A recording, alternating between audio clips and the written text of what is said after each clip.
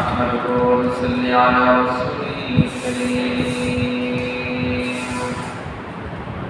أما بعد فقد قال الله تعالى في كلامه المجيد والفرقان الحميد أعوذ بالله من الشيطان الرجيم بسم الله الرحمن الرحيم إن الذين قالوا ربنا الله ثم استقاموا تتنزل عليهم الملائكة ألا تخافوا ولا تحزنوا وأبشروا بالجنة التي كنتم توعدون نحن أولياؤكم في الحياة الدنيا وفي الآخرة ولكم فيها ما تشتهي أنفسكم ولكم فيها ما تدعون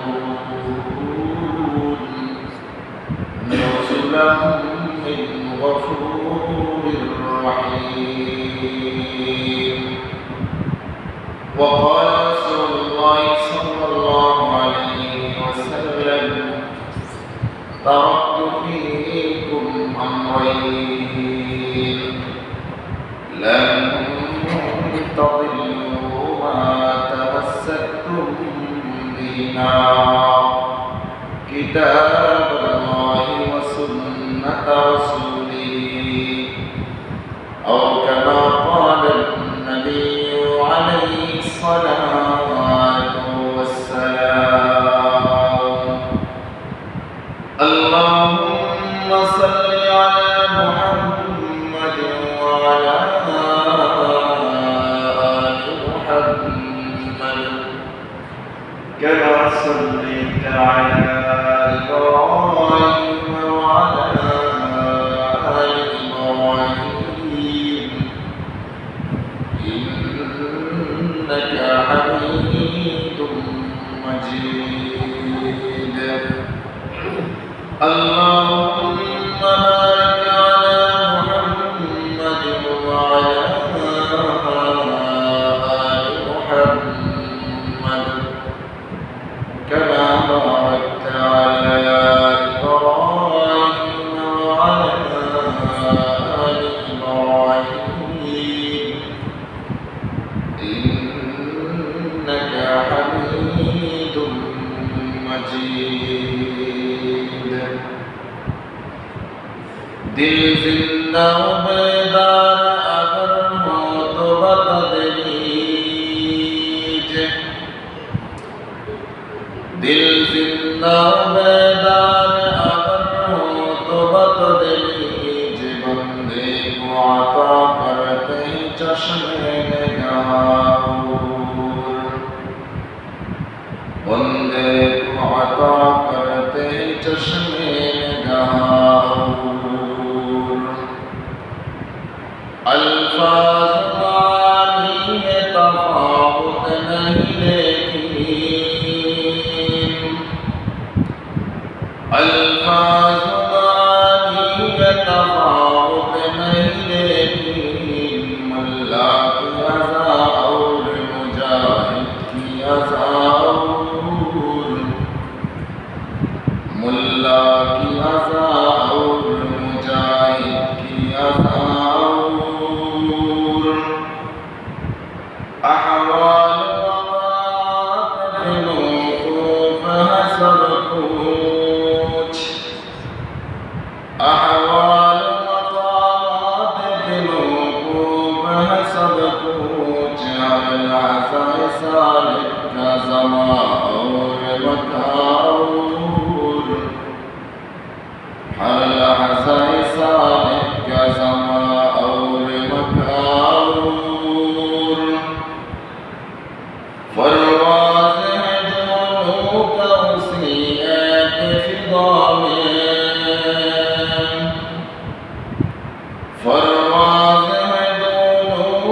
उसी एक फिदा में गुर्गिज़ का जहां है शाही का जहां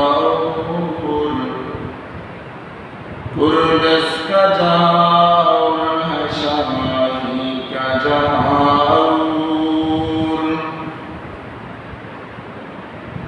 সম্মানিত মুসলিম کرام,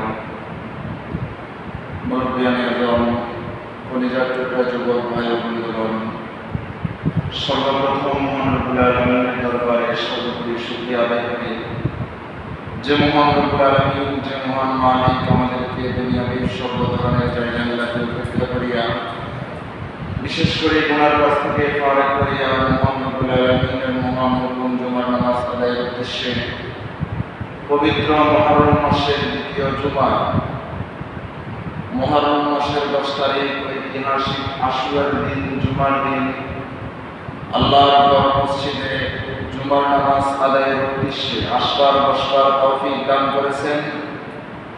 এই জন্য মহান মালিকের দরবারে, মহান মনিবের দরবারে অন্তরের গহীন থেকে উচ্চস্বরে জোরে সোরে সমস্যায় ভক্তি করে দিল থেকে কালেমাত শুকর আদায় করে সকলে বলে আলহামদুলিল্লাহ। খুতবা এবং দুরূদ শরীফের পরে আমি আপনাদের সম্মুখে কুরআনুল কারীমের মধ্য থেকে আয়াত কারীমা তিলাওয়াত করেছি। বিশ্বনবী মুহাম্মদুর রাসূলুল্লাহ সাল্লাল্লাহু আলাইহি ওয়াসাল্লামের অসংখ্য অগণিত বাণী হাদিসে পাক থেকে হাদিস তিলাওয়াত করেছি। মহান রব্বুল আলামিন যদি তৌফিক দান করেন, আয়াত ও হাদিসকে সামনে রেখে সংক্ষিপ্ত সময়ে সংক্ষিপ্ত আকারে কিছু কথা বলার চেষ্টা করব। আমা তৌফিকি ইল্লা বিল্লাহ।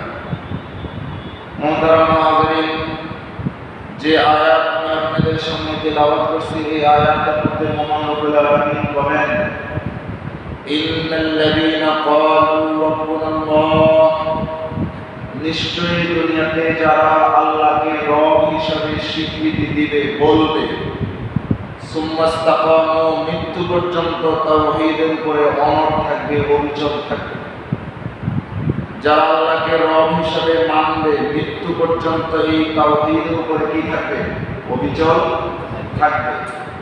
তাতানাজ্জালু আলাইহিমুল মালায়েকা, মৃত্যুর সময় তাদের কাছে আল্লাহর পক্ষ থেকে ফেরেশতাগণ নাযিল হবে, ফেরেশতাগণ আসবেন। ফেরেশতারা আসিয়া আল্লাহর ওই মাহবুব বান্দাকে বলবেন, আল্লাহ তাখাফু, ভয় করিও না, ভয় করিও না, ওয়ালা তাহজানু, বিচলিত হইও না, পেরেশান হইও না। আল্লাহ তাখাফু ওয়ালা তাহজানু, ভয় করিও না, পেরেশান হইও না, বিচলিত হইও না। আবশিরু বিল জান্নাতি, আল্লাহর পক্ষ থেকে আমরা তোমার কাছে এসেছি জান্নাতের সুসংবাদ নিয়ে। সুবহানাল্লাহ। আল্লাতী কুনতুম তা'তুআদুন, যে জান্নাতের ওয়াদা তোমার সাথে করেছেন দয়ার মালিক আল্লাহ।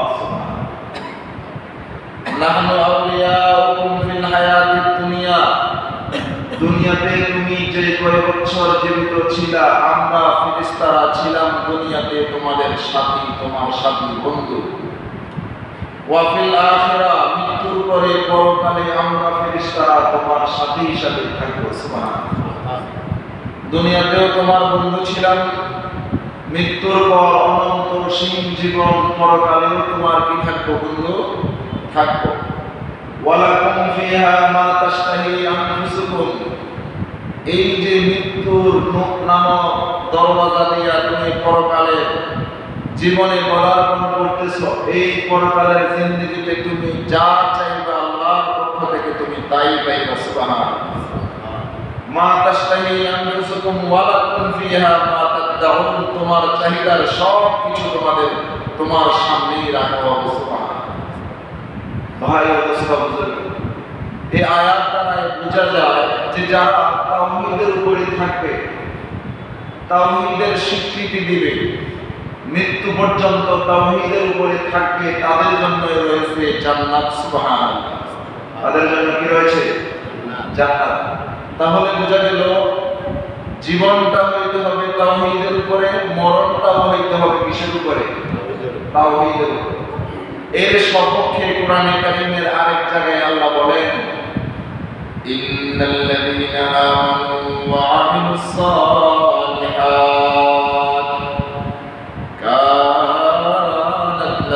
জান্নাতুল ফিরদাউসি নুজুলা। আল্লাহ বলেন নিশ্চয়ই দুনিয়াতে যারা ঈমান আনয়ন করবে, নেক আমল করবে এবং ঈমান নিয়ে যারা কবরে যাবে, কানাত লাহুম জান্নাতুল ফিরদাউসি নুজুলা, তাদের জন্য রয়েছে জান্নাতুল ফিরদাউস। সুবহানাল্লাহ। তাহলে এই দুই আয়াত দ্বারা বোঝা যায় যে তাওহীদের উপরে দুনিয়ার জিন্দেগি যদি কোনো ব্যক্তি বছর করে, অতিক্রম করে, পাশাপাশি দুনিয়ার জীবন যেদিন শেষ হবে তাওহীদের উপরে থাকা অবস্থায় যদি মৃত্যুবরণ করে, তার জন্য রয়েছে কি? জান্নাত। সুবহানাল্লাহ। কাজেই আমার আজকের আলোচ্য বিষয় হলো ঈমানী জীবন এবং ঈমানী মরণ। সুবহানাল্লাহ। কিভাবে চললে ঈমানী জিন্দেগি নসিব হবে, কিভাবে চললে ঈমানী মরণ নসিব হবে, এটাই আজকের আলোচ্য বিষয়। কোরআন ও সুন্নাহর আলোকে এমন কতগুলা উপায় আছে, সূরত আছে, যে উপায় আর যে সূরতগুলো যদি আমরা অবলম্বন করতে পারি, ইনশাআল্লাহ ঈমানী জীবন এবং ঈমানী মরণ আমাদের নসিব হবে। সুবহানাল্লাহ। এর ভিতরে এক নম্বরের উপায় হলো আল-ইতিসামু বিল কুরআন ওয়াস সুন্নাহ, কুরআন এবং সুন্নাহকে মজবুতির সহিত আঁকড়িয়ে ধরা। সুবহানাল্লাহ। এক নম্বরের উপায় কি? কোরআন এবং সুন্নাহ মজবুতভাবে কি আঁকড়িয়ে ধরা। কোরআন সুন্নাহ থেকে যেটা আমার মন মত হইল সেটা মানলাম, যেটা মন মত হইল না সেটা মানলাম না, এটাকে মজবুতভাবে আঁকড়িয়ে ধরা বলে না। মজবুতভাবে মাড়ির দাঁত দিয়ে আঁকড়িয়ে ধরা মানে আমার মন মত হোক আর না হোক, কোরআন সুন্নাহর বিধান এটা আমাকে মানতেই হবে। এটার নাম হলো মজবুতভাবে আঁকড়িয়ে ধরা। যেমন কোরআনে কারীমের ভিতরে এসেছে, আল্লাহ বলেন ওয়া মান ইউতি'আল্লাহা ওয়ার রাসূল ফাউলাইকা মা'আল্লাযীনা আন'আমা আল্লাহু আলাইহিম মিনান নাবিয়্যিন ওয়াস-সিদ্দীকীন ওয়াশ-শুহাদা'i ওয়াস-সালিহিন। আল্লাহ বলেন দুনিয়ার জীবনে যারা কোরআন এবং সুন্নাহকে মজবুতভাবে আঁকড়িয়ে ধরবে, ফাউলাইকা মা'আল্লাযীনা আন'আমা আল্লাহু আলাইহিম মিনান নাবিয়্যিন, ওই সমস্ত মানুষেরা নবীগণের সাথে জান্নাতুল ফিরদাউসের মধ্যে থাকবে। সুবহানাল্লাহ। ওয়াস-সিদ্দীকীন, সিদ্দিকগণের সাথে তাদের হাসর হবে। ওয়াশ-শুহাদা, শুহাদায়ে কেরামের সাথে তাদের হাসর হবে। ওয়াস-সালিহিন, আল্লাহর নেককার বান্দাদের সাথে তাদের হাসর হবে। যারা কোরআন এবং সুন্নাহকে মজবুতভাবে আঁকড়িয়ে ধরবে, কোরআন এবং সুন্নাহর অনুসরণ আর অনুকরণ করবে, তাদের হাসর জান্নাতের মধ্যে কাদের সাথে হবে? নবীগণ, সিদ্দিকগণ, শহীদগণ আর সালেহীন বান্দাগণ, এদের সাথেই তাদের হাসর হবে। সুবহানাল্লাহ। তাহলে বোঝা গেল কোরআন এবং সুন্নাহকে মজবুতভাবে কি ধরতে হবে? আঁকড়িয়ে ধরতে হবে। কোরআনে কারীমের আরেক জায়গায় এসে আল্লাহ বলেন ওয়া আন্না হাযা সিরাতী মুস্তাকিমা। আল্লাহ বলেন ও দুনিয়ার মুসলমান ইমানদার আল্লাহর গোলাম, এটাই হলো কোরআন এবং সুন্নাহর পথ। ফাত্তাবিউ, এই কোরআন এবং সুন্নাহর পথের অনুসরণ করো, পথে চলো। ওয়ালা তাত্তাবিউস সুবুল, কোরআন এবং সুন্নাহর পথ বাদ দিয়া শয়তানের পথে তোমরা চলিও না। শয়তানের পথে তোমরা চলিও না। যদি তোমরা শয়তানের পথে চলো, ফাতাফাররাকা বিকুম আন সাবিলি, শয়তান তোমাদেরকে আল্লাহর পথ থেকে তার পথের মধ্যে নিয়ে যাবে। শয়তান আল্লাহর পথ থেকে তোমাদেরকে দূরে সরিয়ে দিবে, তোমাদের মধ্যে বিভক্তি সৃষ্টি করবে যদি তোমরা শয়তানের পথে চলো। হাদিসের ভিতরে এসেছে যে أن رسول الله صلى الله عليه وسلم خط خطا وخط خطين عن يمين وعن شمال। আল্লাহর নবী সাল্লাল্লাহু আলাইহি ওয়াসাল্লাম একটা দাগ দিলেন, দাগ দেওয়ার পরে তার ডান পাশে আরো দুইটা দাগ দিলেন, বাম পাশে আরো দুইটা দাগ দিলেন। আল্লাহর নবী একটা দাগ দেওয়ার পরে ডান পাশে দুইটা দাগ দিলেন, বাম পাশে দুইটা দাগ দিলেন। ওয়াজা ইয়াদাহু ফিল ফাতিল আওসাত। এরপরে আল্লাহর নবী মাঝখানের দাগের মধ্যে তার হাত রাখলেন। হাত রাখিয়া বলতেছেন, হাযা সাবিলুল্লাহি মুস্তাকিমা। এটাই হলো আল্লাহর পথ। সুবহানাল্লাহ। আল্লাহর নবী মাঝখানে একটা দাগ দিলেন, ডান পাশে দুইটা দাগ দিলেন, বাম পাশে দুইটা দাগ দিলেন। দাগ দিয়া আল্লাহর নবীর হাতটা মাঝখানের দাগে রাখে বলতেছেন, হাযা সাবিলুল্লাহি মুস্তাকিমা। এটাই হলো আল্লাহর পথ, এটাই হলো সিরাতুল মুস্তাকিম, এটাই হলো কোরআন এবং সুন্নাহর পথ। এই পথ ছাড়া ডান পাশে বাম পাশে যে পথগুলো তোমরা দেখতেছো, সুবুলুশ শাইতান, এগুলো হলো শয়তানের পথ। লা তাত্তাবিউহু, শয়তানের পদাঙ্ক অনুসরণ তোমরা করিও না, শয়তানের পথ তোমরা অনুসরণ করিও না।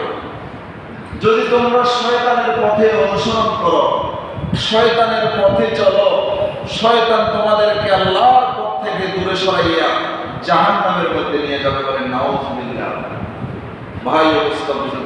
এই জন্য সর্ব অবস্থায় কোরআন এবং সুন্নাহ কি বলে, কোরআন সুন্নাহর বিধান কি, আমার মন মতো হোক আর না হোক, কোরআন এবং সুন্নাহকে মজবুত ভাবে আঁকড়িয়ে ধরতে হবে, সেই অনুযায়ী জীবন পরিচালনা করতে হবে। যদি তাই করতে পারি, তাহলে ঈমানী জীবন এবং ঈমানী মরণ আমাদের নসিব হবে। সুবহানাল্লাহ। যেমন হাদিসের ভিতরে আল্লাহর নবী বলেন, قال النبي صلى الله عليه وسلم تركت فيكم أمرين لن تضلوا ما تمسكتم بهما كتاب الله وسنة نبيه। আল্লাহর নবী বলেন, ও আমার মায়ের উম্মতের দল, আমি রাসূল বিদায় নেওয়ার পূর্বে তোমাদের জন্য দুইটা জিনিস রেখে যাইতেছি, দুইটা জিনিস। তারাক্তু ফীকুম আমরাইন লান তাদিল্লু মা তামাসসাকতুম বিহিমা। দুনিয়ার হায়াতে যদি এই দুইটা জিনিস তোমরা মজবুত ভাবে আঁকড়িয়ে ধরতে পারো, লান তাদিল্লু, দুনিয়ার জীবনে তোমরা গুমরাহ হইবা না, পথভ্রষ্ট হইবা না। এক নম্বরে হলো কিতাব আল্লাহ, আল্লাহর কিতাব। দুই নম্বরে সুন্নাত নবী, রাসূলের সুন্নাত। সুবহানাল্লাহ। দুনিয়ার হায়াতে যদি কোরআন এবং সুন্নাহকে মজবুত ভাবে ধরতে পারো, তাহলে কখনো তোমরা পথভ্রষ্ট হইবা না, গুমরাহ হইবা না, তোমরা শয়তানের পথে থাকবা না। সুবহানাল্লাহ। ভাই অবস্থা বুঝুন।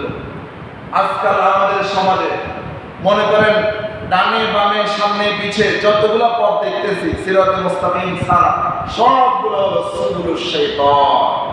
সুবুলুশ শাইতান দেখতে খুব সুন্দর দেখা, কিন্তু সবগুলো হলো শয়তানের পথ। সবগুলো কি শয়তানের পথ। এই সমস্ত শয়তানের পথে যদি আমরা উঠি, তাহলে তাওহীদের পথ থেকে শয়তান আমাদেরকে দূরে সরাইয়া দিবে। ফলে জান্নাতের পথে আমরা থাকতে পারবো না, ঈমানী জীবন নসিব হবে না, ঈমানী মরণ নসিব হবে না। আর কোন ব্যক্তির যদি ঈমানী জিন্দেগি আর ঈমানী মরণ নসিব না হয়, তার ঠিকানা কি জান্নাতুল ফেরদাউস হবে? তার ঠিকানা জান্নাতুল ফেরদাউস হবে না, তার ঠিকানা জান্নাতুল ফেরদাউস হবে না। আমাদের সমাজে এক শ্রেণীর মানুষ বলে যে কোরআন থেকে হাদিসের কি দরকার, বলে নাউযুবিল্লাহ। যাদেরকে বলা হয় আহলে কোরআন, যাদেরকে কি বলা হয় আহলে কোরআন, কোরআন প্রেমী, আসলে তারা হাদিস মানে না, তারা নিজেরাও জানে না। হাদিস না মানার মাধ্যমে তারা কোরআনও মানে না, কারণ যে হাদিস মানে না সে কখনো কোরআন মানতে পারে না। নাম দিয়েছে আহলে কোরআন। এরা হলো আহলে শয়তান, এরা হলো আহলে শয়তান, এরা হলো শয়তানের দল। কারণ আহলে কোরআন যারা, এরা কোরআনও মানবে, হাদিসও মানবে। হাদিস মানবে, কোরআন মানবে, কোরআন এবং হাদিস দুইটাই মানবে, কারণ দুইটা মানার মাধ্যমেই তারা সিরাতুল মুস্তাকিমের উপরে থাকবে। নাম দিয়েছে আহলে কোরআন, কাজ কারবার সব হলো আহলে শয়তান। হাদিসের ভিতরে আল্লাহর নবী বলেন, قال النبي صلى الله عليه وسلم سيأتي على الناس زمان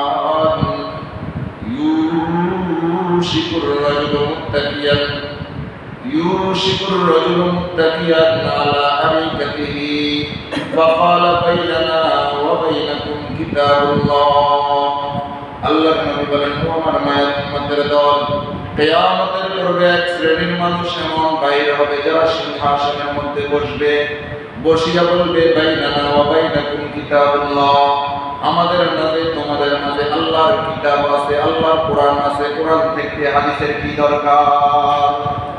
ফামা ওয়াজাদনা মিন হারামিন হারামনা, কোরআনের মধ্যে আমরা যা হারাম হিসাবে পাবো হারাম হিসাবে গ্রহণ করব, ওয়ামা ওয়াজাদনা মিন হালালিন ইস্তাহালালনা, কোরআনের হালালকে আমরা হালাল হিসাবে মানি, কোরআনের হারামকে আমরা হারাম হিসাবে মানি, হাদিসের কি দরকার? নাউজুবিল্লাহ। আসলে কোরআনের হালাল আমরা হালাল হিসাবে মানি, কোরআনের হারাম আমরা হারাম হিসাবে মানি না? মানি। কোরআনের হারাম হারাম, কোরআনের হালাল হালাল।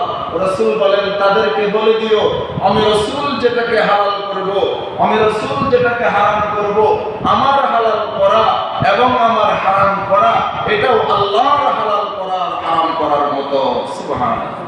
তো কাজেই যে সমস্ত আহলে কোরআন নামক ভ্রান্ত দল আমাদেরকে বলবে যে কোরআন থেকে হাদিসের কি দরকার, কোরআনের মধ্যেই তো সব সমস্যার সমাধান আছে, হাদিস রাখো, হাদিস মানার দরকার নেই, তারা হলো ভ্রান্ত।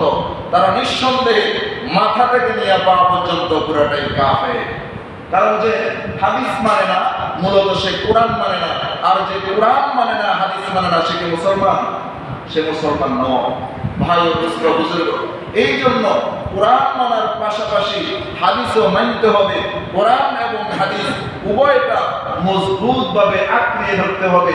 যদি ধরতে পারি তাহলেই আপনি আমি সিরাতে মুস্তাকিমের উপরে থাকতে পারবো। সুবহানাল্লাহ।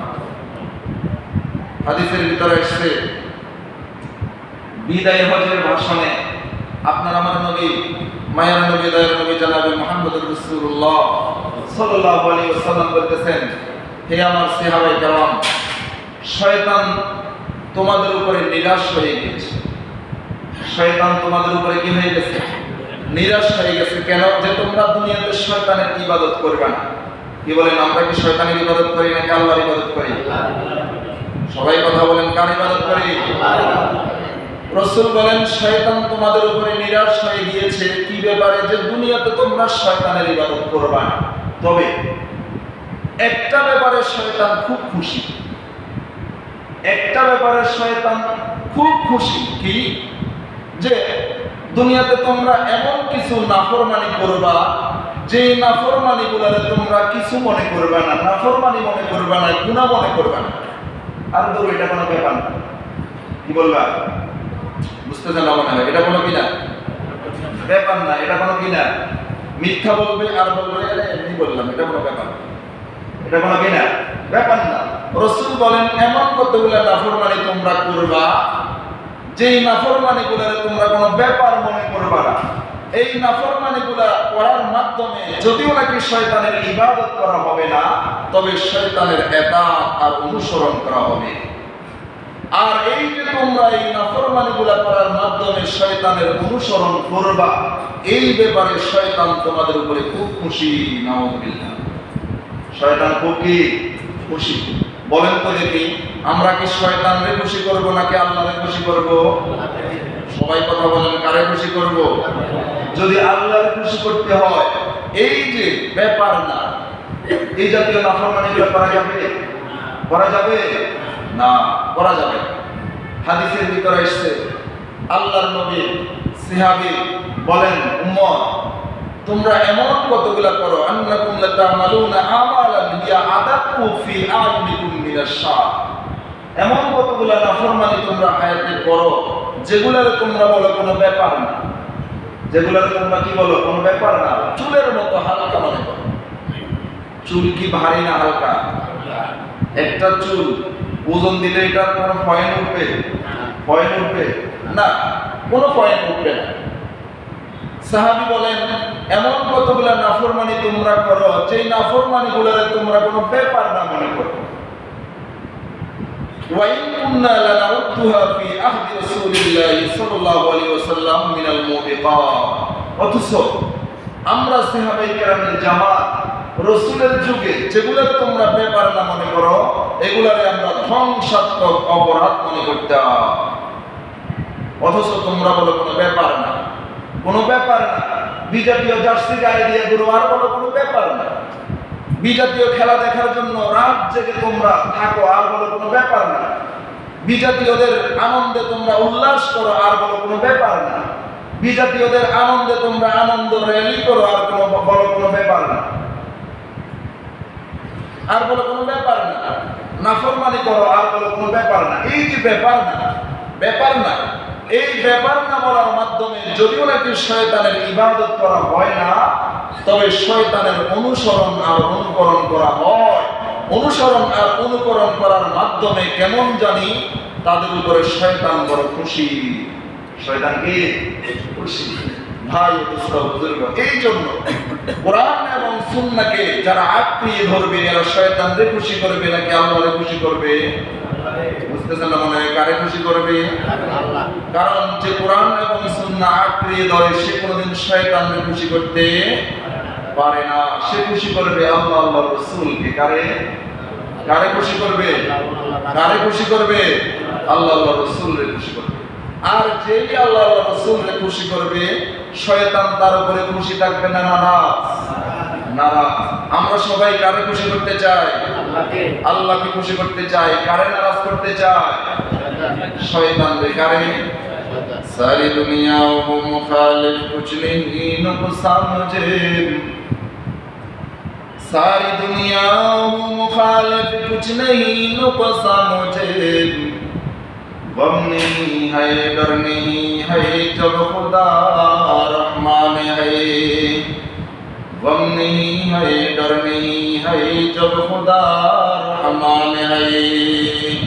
আল্লাহ রলি বলেন তামাম দুনিয়া শয়তানের সাথে আমার উপরে নারাজ হোক, আমার কিচ্ছু যায় আসে না, যদি আমার পক্ষে আমার উপরে খুশি থাকেন আমার মালিক আল্লাহ সুবহানাহু ওয়া তাআলা। ভাই অবস্থা বুজুর্গ, বলতেছিলাম কোরআন এবং সুন্নাহকে মজবুত ভাবে আঁকড়িয়ে ধরার কথা। যদি কোরআন এবং সুন্নাহকে মজবুত ভাবে আঁকড়িয়ে ধরতে পারি, তাহলে আপনার আমার ঈমানি জীবন এবং ঈমানি মরণ নসিব হবে। সুবহানাল্লাহ। আমরা সবাই চাই তো ঈমানি জীবন গঠন করতে? সবাই চাইতো, সবাই চাইতো যাতে করে আমাদের মরণটা ঈমানের উপরে হয়। সবাই চায়। তাহলে কি করতে হবে? এক নম্বরে আল ইতিসাম বিল কোরআন ওয়াস সুন্নাহ, কোরআন এবং সুন্নাহকে আঁকড়িয়ে ধরতে হবে। হাদিসের ভিতরে আল্লাহর নবী বলেন, قال النبي صلى الله عليه وسلم لا طاعة لمخلوق في معصية الخالق। আল্লাহর নবী বলেন, ও আমার মায়ের উম্মতের দল, দুনিয়ার জমিনের কোন মানুষের জন্য কখনো জায়েজ নয় আল্লাহ রাসূলকে নারাজ করিয়া দুনিয়ার কোন মাখলুককে খুশি করা। দুনিয়ার মানুষ সব সময় আল্লাহ আল্লাহর নবীকে খুশি করার পিছনে থাকবে। দুনিয়ার মানুষ খুশি হইল কি নারাজ হইল, এতে ওই মানুষের কিছু যায় আসে না। আমরা সব সময় কাকে খুশি করার পিছনে থাকবো? কাকে খুশি করার পিছনে থাকবো? আল্লাহ ওয়া রাসূলকে। সুবহানাল্লাহ। এটাই হলো কোরআন এবং সুন্নাহকে আঁকড়িয়ে ধরা। এরপরে আসেন 2 নম্বর, ঈমানি জীবন এবং ঈমানি মরণ গঠন করার 2 নম্বরের উপায়। 2 নম্বরের উপায় হলো আমলে সালেহ, নেক আমল যদিও নাকি কম হয় ধারাবাহিকভাবে চালানো। সুবহানাল্লাহ। আপনি আমি অল্প স্বল্প খুঁটিনাটি নেক আমল করি কিনা? কথা বলেন না ভাই, করি কিনা? করি, কম করি, তবে সব সময় করি না, মাঝে মাঝে করি না। যদি ঈমানি জীবন এবং ঈমানি মরণ গঠন করতে চায়, তাহলে নেক আমল আপনাকে আমাকে ধারাবাহিকভাবে করতে হবে, যদিও নাকি সেটা কম হয়, যদিও নাকি সেটা কি হয়? কম হয়। মনে করেন আপনি সুবহানাল্লাহ, আলহামদুলিল্লাহ, আল্লাহু আকবার প্রতিদিন 33 বার 34 বার প্রত্যেকটা ফরজ নামাজের পরে পড়েন, 33 বার করে পড়েন। এই যে মাত্র 33 বার সুবহানাল্লাহ কম, তবে যদিও নাকি এই 33 বার কম, এই কম আমলটাই আপনাকে প্রতিদিন করতে হবে, ছাড়া যাবে না। যদি পারেন বাড়াবেন, যদি পারেন সুবহানাল্লাহ 33 বারের জায়গায় 34 বার পড়বেন, 34-এর জায়গায় 40 বার পড়বেন, 40-এর জায়গায় 45 পড়বেন, 50 পড়বেন, 100 বার পড়বেন, 1000 বার পড়বেন, বাড়াবেন, কিন্তু কমানো যাবে না, প্রতিদিন করতে হবে। আর যদি না পারেন বাড়াবেন না, অসুবিধা নেই, তবে প্রতিদিন করবেন, প্রতিদিন করবেন। যদি নেক আমলের ধারাবাহিকতা আপনি আমি ঠিক রাখতে পারি, নেক আমলের ধারাবাহিকতা ঠিক রাখার মাধ্যমে আপনার আমার ঈমানি জীবন এবং ঈমানি মরণ নসিব হবে। সুবহানাল্লাহ। কোরআন কারীমের ভিতরে আল্লাহ বলেন, ইয়া আইয়ুহাল্লাযীনা আমানু ইসবিরু ওয়াসাবিরু ওয়ারাবিতু ওয়াত্তাকুল্লাহ লাআল্লাকুম তুফলিহুন। আল্লাহ বলেন, ও দুনিয়ার মুসলমান ইমানদার আল্লাহর গোলাম, আমি রব্বুল আলামিন তোমাদেরকে চারটা আদেশ দিলাম। 1 নম্বরে সবর করো, ওয়াসাবিরু 2 নম্বরে সবরের উপরে অটল থাকো, 3 নম্বরে ওয়ারাবিতু ইবাদতের ধারাবাহিকতা তোমরা ঠিক রাখো, ইবাদতের ধারাবাহিকতা ঠিক রাখো। কেননা তুমি যদি ইবাদতের ধারাবাহিকতা ঠিক রাখতে পারো, ইবাদতের ধারাবাহিকতা ঠিক রাখার মাধ্যমে তোমার ঈমানি জীবন এবং ঈমানি মরণ নসিব হবে। সুবহানাল্লাহ। ইবাদতের ধারাবাহিকতা, নেক আমলের ধারাবাহিকতা, এটা আপনাকে আমাকে কি রাখতে হবে? ঠিক রাখতে হবে। হাদিসের ভিতরে আল্লাহর নবী বলেন, قال النبي صلى الله عليه وسلم أحب الأعمال إلى الله أدومها وإن قل। আল্লাহর নবী বলেন, ও আমার মায়ের উম্মতের দল, আসমানের মালিক আল্লাহর নিকট ওই আমলটা সবচাইতে বেশি পছন্দনীয় যে আমলটা সব সময় বান্দা করে, যদিও নাকি ওই আমলটা কম হয়, ছোট হয়, যদিও নাকি ওই আমলটা নফল আমল হয়। এই নফল আমলের ধারাবাহিকতা ঠিক রাখাটা আল্লাহর কাছে এত পছন্দনীয় হয়ে যায়। এই নফল আমল ধারাবাহিকতা ঠিক রাখার মাধ্যমে ওই নফল আমলকারী আল্লাহর কাছে দামি হয়ে যায়। সুবহানাল্লাহ।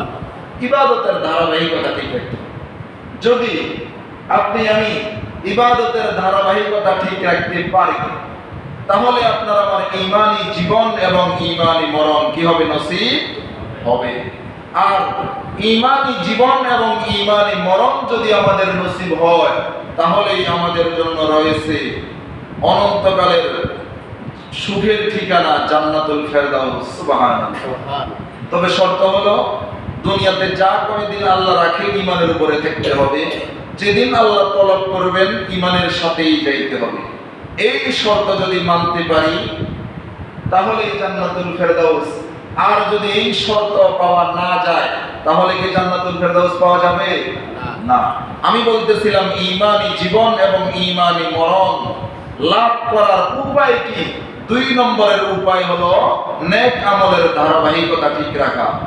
নেক আমলের ধারাবাহিকতা কি রাখা? ঠিক রাখা। এবার আসেন 3 নম্বরের উপায়। 3 নম্বরের উপায় হলো সৎ সঙ্গে থাকা। কি সঙ্গে থাকা? সৎ সঙ্গ বুঝেন?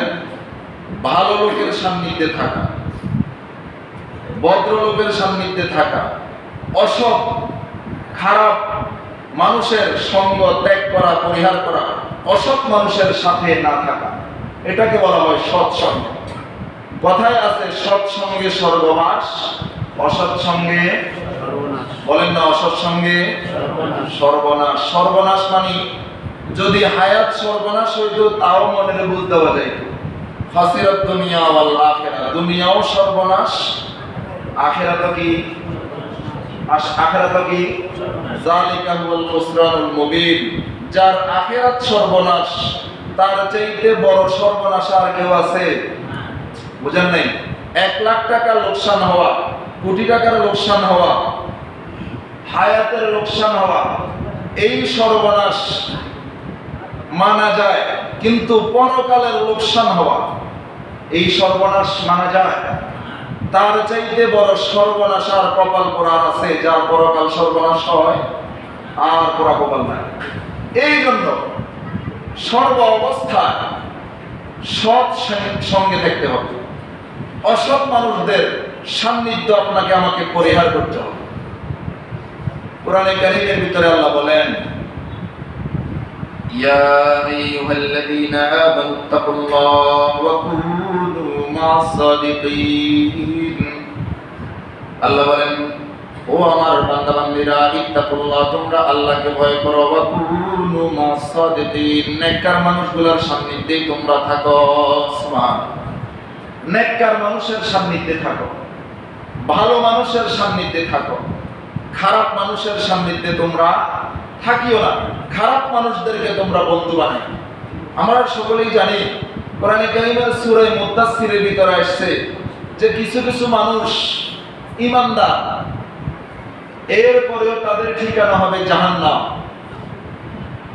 তাদের কারণ উল্লেখ করছেন সূরা মুদাসসিরের ভিতরে আল্লাহ চারটা কয়টা এক নম্বরে লাম নাকু মিনাল মুসাল্লিন বেনামাজি হওয়া দুই নম্বরে ওয়ালাম নাকু নুতাইমুল মিসকিন অনাহারীকে আহার না দেওয়া তিন নম্বরের কারণ উল্লেখ করছেন ওয়া কুননা নাখুযু মা'আল খায়িদিন অসৎ লোকের সাথে থাকা নাউযুবিল্লাহ তিন নম্বরের কারণ কি ঈমানদার হওয়ার পরেও জাহান্নামে যাওয়ার তিন নম্বরের কারণটা কি বলেন না রে ভাই ঈমানদার হওয়ার পরেও জাহান্নামে যাওয়ার কারণ তিন নম্বরে কি অসৎ লোকের সাথে থাকা কি লোক অসৎ লোক আজকে আপনি আমি আপনার আমার হৃদয়ে নায়ক নায়িকার প্রতি প্রেম আছে গায়ক গায়িকার প্রতি প্রেম আছে মেসি আর রোনালদোর প্রেম আছে বিজাতীয়দের প্রেম আছে নাস্তিক মুরতাদ বেঈমানদের প্রেম আছে বেঈমানদের ভালোবাসা আছে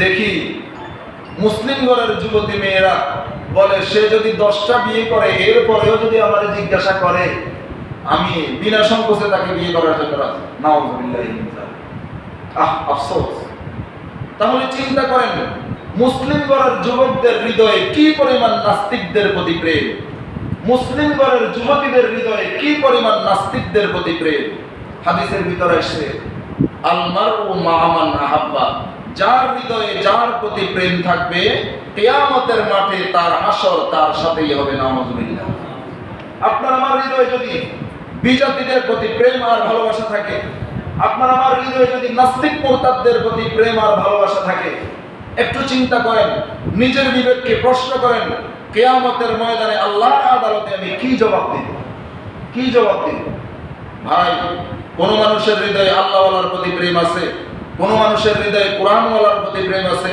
কোন মানুষের হৃদয়ে মক্কাওয়ালার প্রতি মদিনাওয়ালার প্রেম আছে আর কোন মানুষের হৃদয়ে শয়তানের প্রেম আছে যার হৃদয়ে শয়তানের প্রেম সে রাসূলের বিরুদ্ধে কথা বলতে চিন্তা করে না যেমনি ভাবে কিছুদিন পূর্বে আমাদের এই যে ফেনীতে ফুলগাজীর এক হিন্দু অনন্তপাল নামক এক কুলাঙ্গার আমাদের নবীর বিরুদ্ধে কথা বলছে কি বলেন আপনারা শুনছেন কিনা যে অনন্তপাল নামক এক হিন্দু কুলাঙ্গার আমাদের নবীর ইজ্জত নিয়ে কথা বলেছে আল্লাহর শান নিয়ে বেয়াদবিমূলক আচরণ করেছে ইসলাম ধর্মের শান মান নিয়ে কটাক্ষ করেছে কারণ তাদের হৃদয়ে আল্লাহর প্রেম নাই নবীর প্রেম নাই তারা তো দূরের কথা হিন্দু কত মুসলিম যুবক কত মুসলিম যুবতী আল্লাহ রাসূলের শান মান নিয়ে কথা বলে কারণ তাদের হৃদয়ে প্রেম আছে কার বিজাতীয়দের প্রতি শয়তানের প্রতি ভাই অবস্থা বুজুর্গ কোন মুসলমানের হৃদয়ে নাফরমান মানুষের জন্য প্রেম থাকতে পারে না মুসলমান ভালোবাসবে আল্লাহ রাসূলকে মুসলমান ভালোবাসবে কোরআনওয়ালাকে মুসলমান ভালোবাসবে সুন্নাহওয়ালাকে কোরআন সুন্নাহ পরিপন্থী কোন মানুষের প্রেম কোন মুসলমানের হৃদয়ে থাকতে পারে না এই জন্য আপনাকে আমাকে সৎ সঙ্গে থাকতে হবে আপনার আমার ছেলে কার সঙ্গে উঠা বসা করতেছে কার সঙ্গে চলাফেরা করতেছে সেই দিকে আপনাকে আমাকে লক্ষ্য রাখতে হবে হাদিসের ভিতরে আল্লাহর নবী বলেন قال النبي صلى الله عليه وسلم المرء على دين خليله فلينظر من يخالل আল্লাহর নবী বলেন মানুষ তার বন্ধুর রীতিনীতি ফলো করে সুতরাং বন্ধু বানাইতে সাবধান বন্ধু যদি সিগারেট খোর হয় অপর বন্ধু আস্তে আস্তে সিগারেট ধরবে বন্ধু যদি মদখোর আর জুয়াখোর হয় অপর বন্ধু আস্তে আস্তে মদখোর আর জুয়াখোর হবে এই জন্য বন্ধু বানাইতে সাবধান হাদিসের ভিতরে আসছে রাসূল বলেন قال النبي صلى الله عليه وسلم مثل الجليس السوء والصالح كمثل صاحب المسك وكيل الحداد আল্লাহর নবী বলেন, ও আমার মায়ের উম্মতের দল, নেককার বন্ধু এবং বদকার বন্ধুর উদাহরণ কেমন জানেন? নেককার বন্ধু এবং বদকার বন্ধুর উদাহরণ হলো ওই দুই মানুষের মতো, একজন হলো কর্মকার কামারের কাজ করে, আরেকজন হলো আতর বিক্রেতা। আতর বিক্রেতাকে যদি কোনো মানুষ বন্ধু বানায়, আতর বিক্রেতার কাছে যদি কোনো মানুষ যায়, দুইটা লাভের একটা লাভ হবে।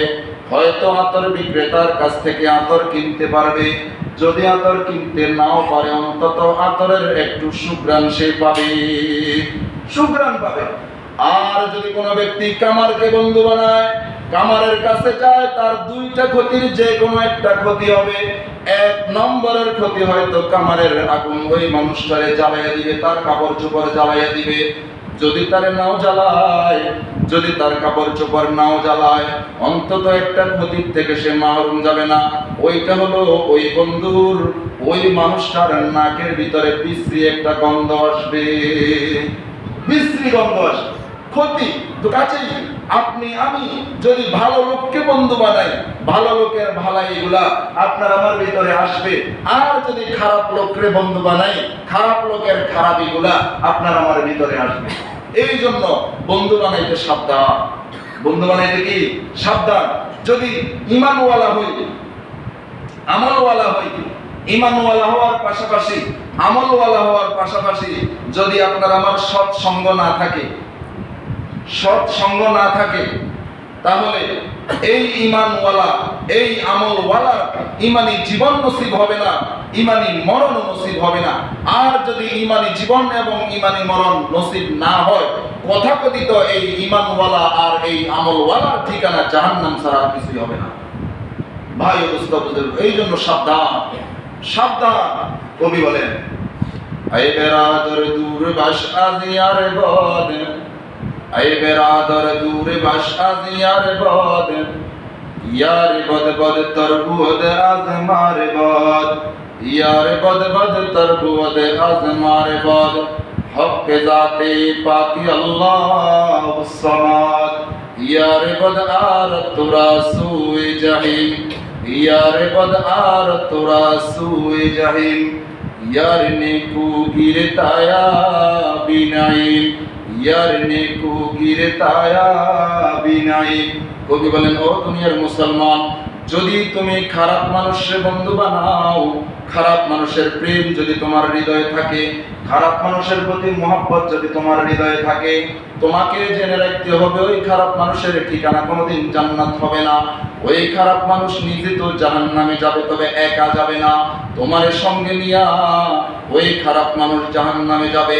আর যদি দুনিয়ার হায়াতে তুমি খারাপ মানুষের সঙ্গ ত্যাগ করতে পারো, একজন নেককার মানুষের সঙ্গ দিতে পারো, নেককার মানুষকে বন্ধু বানাইতে পারো, এই নেককার মানুষটা জান্নাতের ভিতরে যাবে।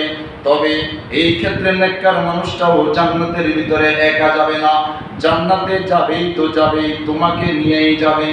সুবহানাল্লাহ, জান্নাতে তোমার নিয়েই যাবে। সোহবতে সালেহ তোরা সালেহ কুনাদ, সোহবতে সালেহ তোরা সালেহ কুনাদ, সোহবতে তালেহ তোরা তালেহ কুনাদ, সোহবতে তালেহ তোরা তালেহ কুনাদ। নেককারের সঙ্গ মানুষকে নেককার বানায়, আর বদকারের সঙ্গ মানুষকে বদকার বানায়। জালেমের সঙ্গ মানুষকে জালেম বানায়, আর ইবাদত গুজারের সঙ্গ মানুষকে ইবাদত গুজার বানায়। সুবহানাল্লাহ। ভাই ও দোস্ত বুজুর্গ, বলতেছিলাম ঈমানি জীবন এবং ঈমানি মরণ নসিব হওয়ার 3 নম্বরের উপায় কি? সৎসঙ্গ। কি? সৎসঙ্গ। যদি সৎসঙ্গ দিতে পারি, ঈমানি জীবন নসিব হবে, ঈমানি মরণ নসিব হবে।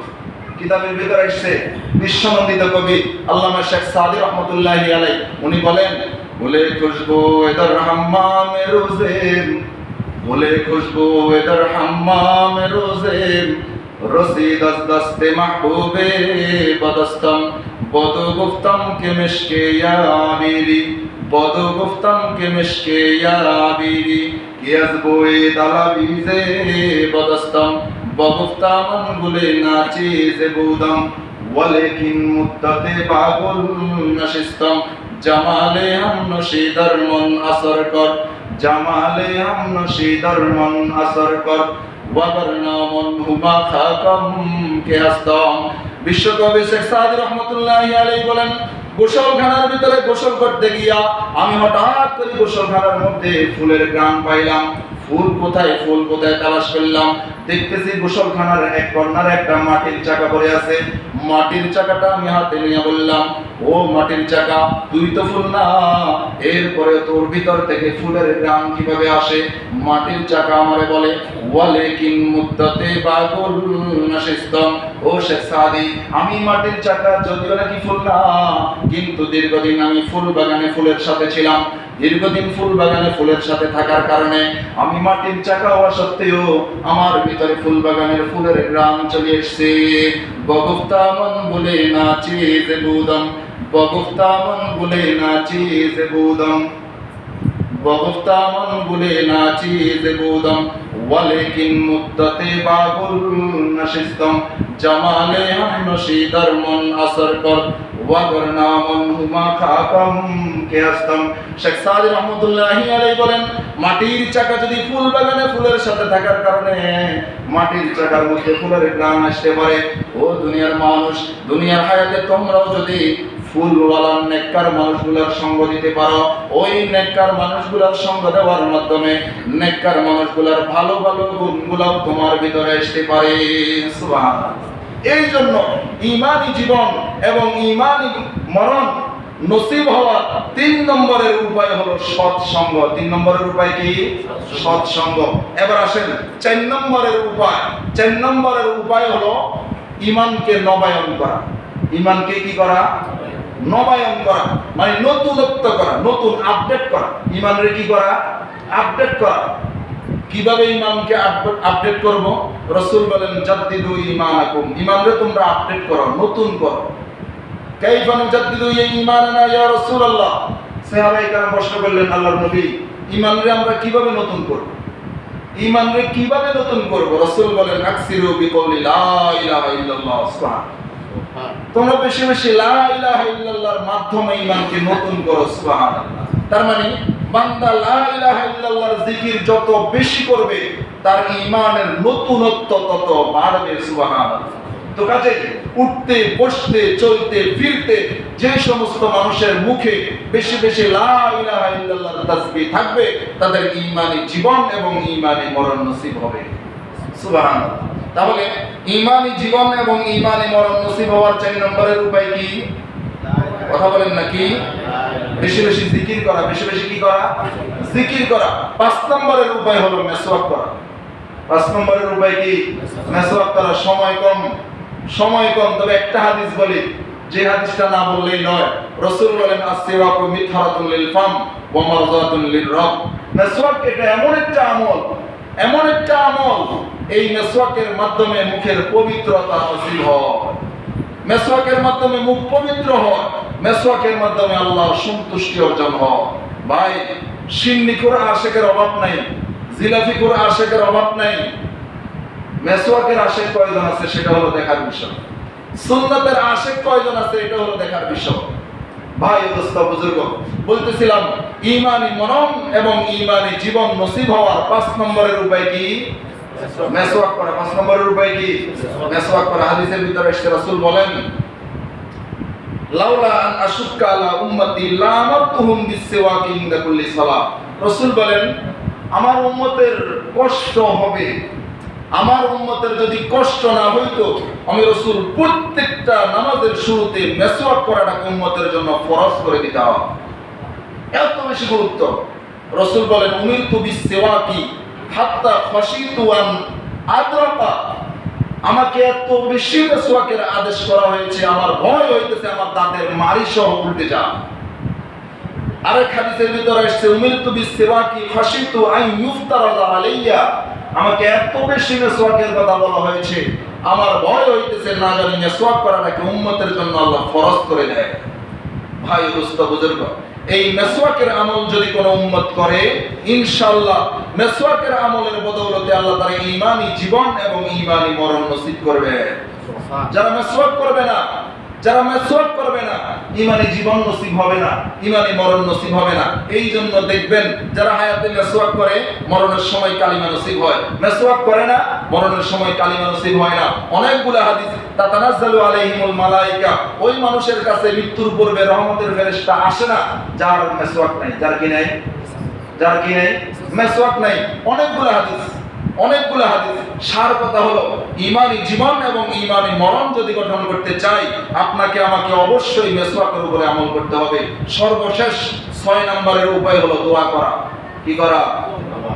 কি করা? দোয়া করা।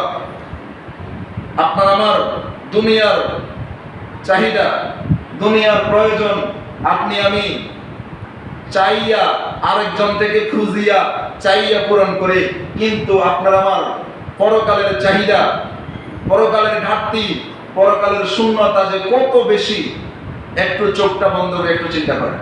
হায়রে, এই মুহূর্তে যদি আজরাইলের সাথে দেখা হয়, আজরাইল যদি আমার জানটা কবজ করে নিয়ে যায়, চোখ বন্ধ করেন, আমার পরকালে কি পরিমাণ ঘাটতি আছে, আমার নেক আমলের কি পরিমাণ ঘাটতি আছে, তেলাওয়াতে কোরআনের কি পরিমাণ ঘাটতি আছে, জিকরুল্লাহর কি পরিমাণ ঘাটতি আছে, আমলে সালেহের কি পরিমাণ ঘাটতি আছে। ওই ঘাটতি পূরণ করবেন কি দিয়া? কি দিয়া? দোয়া দিয়া। কি দিয়া? দোয়া দিয়া। আল্লাহর কাছে দোয়া করতে হবে। আল্লাহ শুধু টাকা দেন, বাড়ি দেন, গাড়ি দেন, এই দোয়া করলে হবে না। মাঝে মাঝে আল্লাহর কাছে দোয়া করতে হবে, আল্লাহ ঈমানী মরণ দেন, আল্লাহ ঈমানী মরণ দেন, আল্লাহ ঈমানী জীবন দেন, আল্লাহ আমলে সালেহ করার তৌফিক দেন, আল্লাহ বেশি বেশি নেক আমল করার তৌফিক দেন। কারণ দোয়ার মাধ্যমে সব সম্ভব।